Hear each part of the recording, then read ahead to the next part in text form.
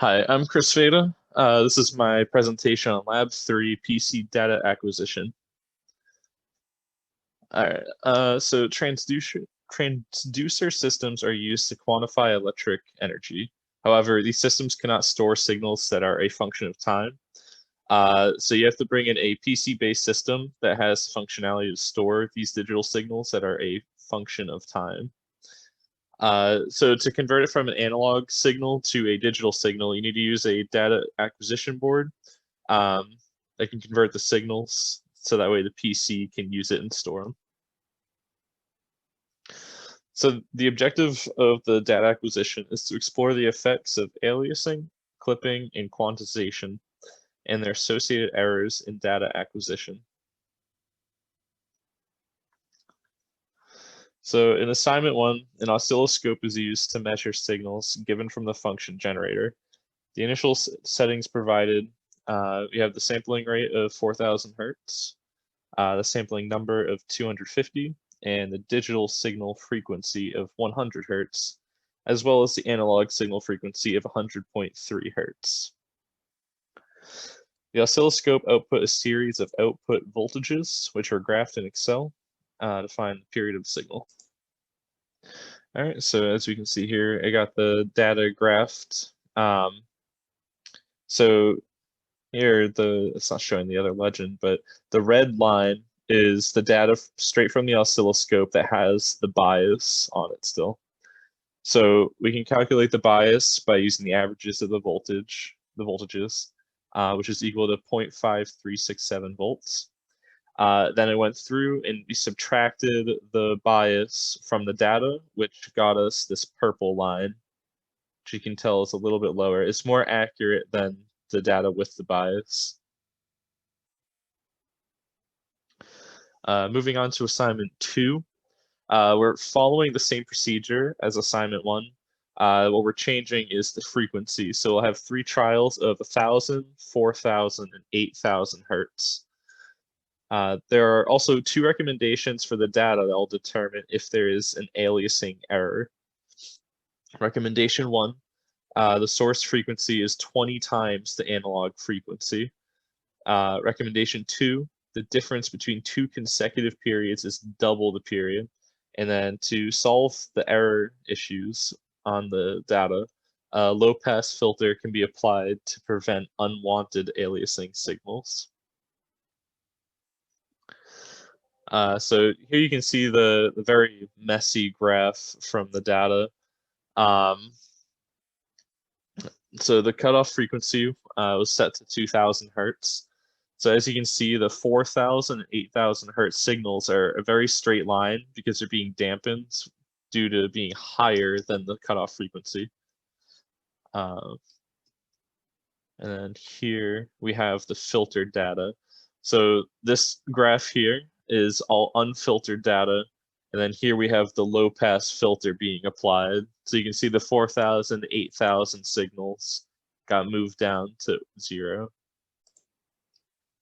So for assignment 3, we are following the same steps as assignment 1, only this time VRMS is equal to 4 volts and the frequency is equal to 100 hertz.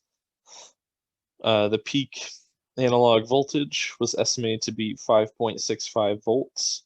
This is calculated by taking VRMS and dividing by 0.707. The peak digital voltage was estimated to be 5.45. From this, we can determine that there is an error of 0.2 volts. So by subtracting the peak analog voltage from the peak digital voltage, you can get that error. That error is known as a clipping error. So here we have the graph. As you can tell, there's a lot of spacing.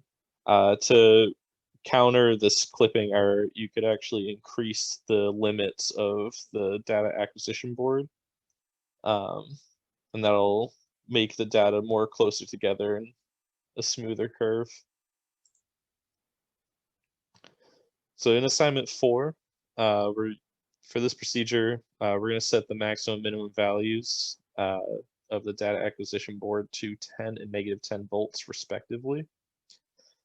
For the two trials, the resolutions used were 12-bit and 16-bit. The amplitude was also lowered to allow the graph to fit more properly on the oscilloscope and still represent a sinusoidal wave. The difference between the 12 and 16-bit graphs is known as quantization error. So here we have the data plotted. So like I was saying before, by increasing the plot, you can see that these spaces went away. So this is a little different, but with the 12-bit graph, we have more spaces between the data than the 16-bit. So by having the different limit as well as the higher resolution allows for a smoother curve and more accurate results. So here we have the calculation for the quantization error that I was talking about for assignment 4. So in the chart, we have the maximum voltage and the minimum voltage, as well as the number of bits. So we use the equation on the right, the Vmax minus Vmin over 2 to the power of number of bits. That'll get us the resolution as shown on the top. To get the quantization error from that resolution, you'll just take half of the resolution to get the quantization error. So the purpose of this experiment was to explore the effects of aliasing, clipping, and quantization error on a generated signal. These may all be lessened, if not eliminated, through alias filtering on high-frequency signals, applying the optimal max-min voltage range for the set of data, or by increasing the resolution for each error respectively. So some suggestions for the experiment. To improve the measurements made during the lab exercise, there should have been alias filtering applied to the signals measured in assignment 1 and 2. In assignment 3, the voltage range should have been altered accordingly to eliminate the clipping error. And then in assignment 4, the resolution should have been raised, or the voltage range could have been lowered to reduce the quantization error.